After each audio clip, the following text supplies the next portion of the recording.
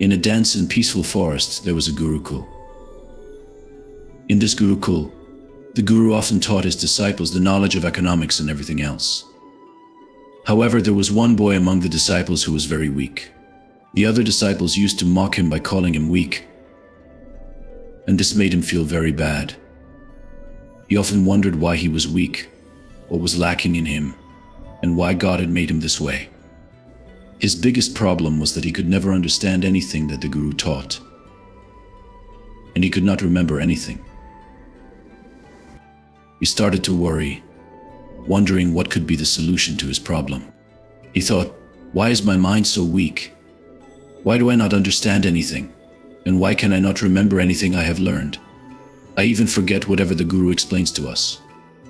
Am I really mentally weak, or is there something else going on? Whenever he was alone, these thoughts made him feel sad. As time passed, many years went by, but his condition remained the same. One day, while standing in the middle of the forest, deep in thought, a traveler saw him. The traveler asked, "What is the matter? Why do you look so troubled?" The boy replied, "You should go away. What do you have to do with me?" "Go mind your own business," the traveler insisted. "Come on, tell me what is bothering you. Who knows, maybe I can help you find a solution." The boy said, "There is nothing wrong with me." "I am perfectly fine," the traveler responded. "But you do not look fine. You seem very troubled.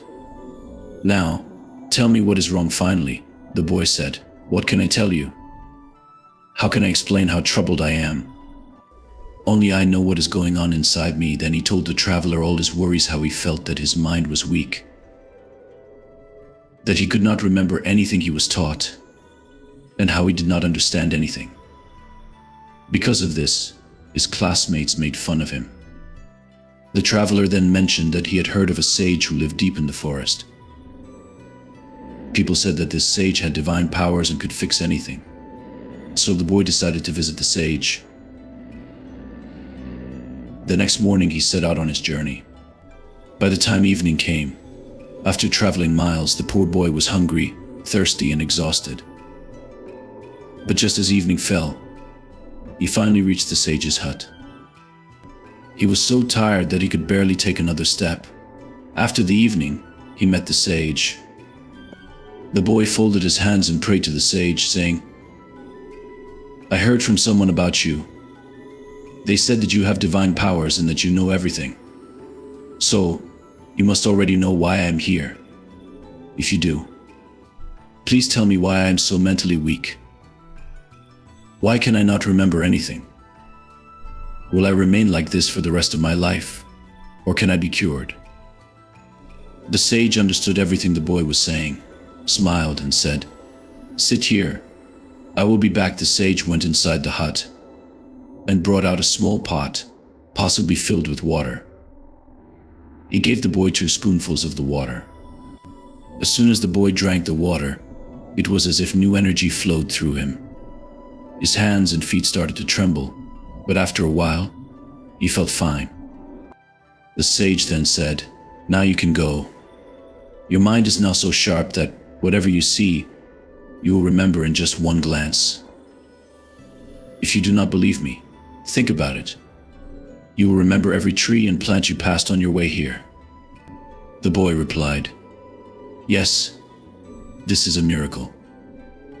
I remember how I came here, and even the big tree and small ditch I passed along the way. Guruji, thank you, you have changed my life."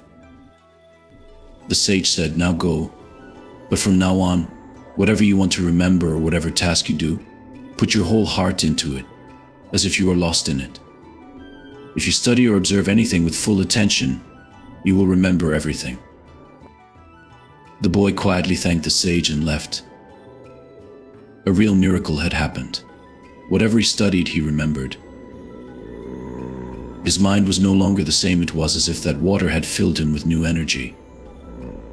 Years passed, and now he became a scholar.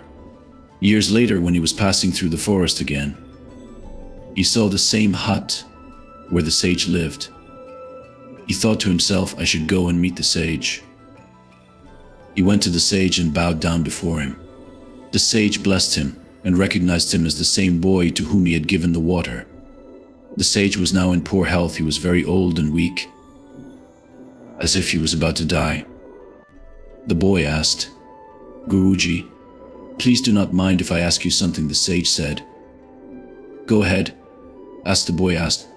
"Where can I find the divine water that you gave me?" "Actually, I want to open my own Gurukul, and I want to give that divine water to any student who is weak."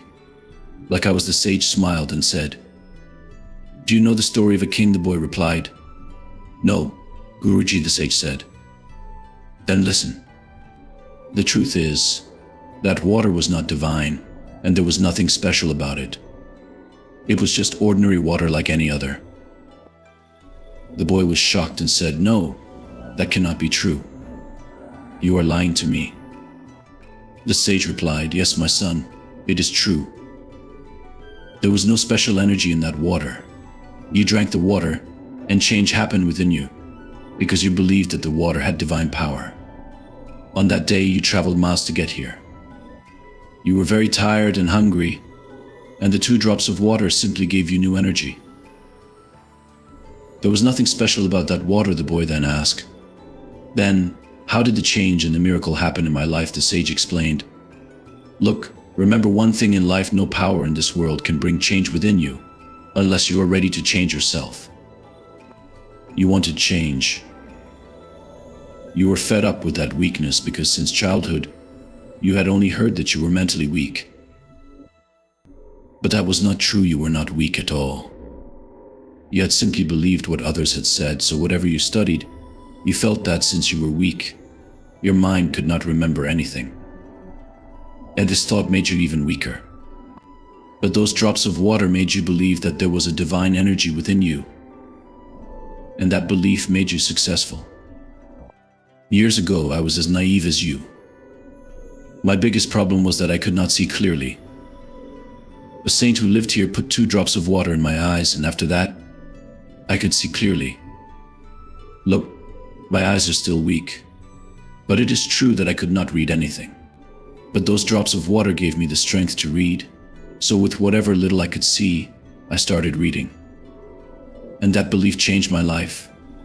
Now, I am about to die, so take this pot of water and keep it.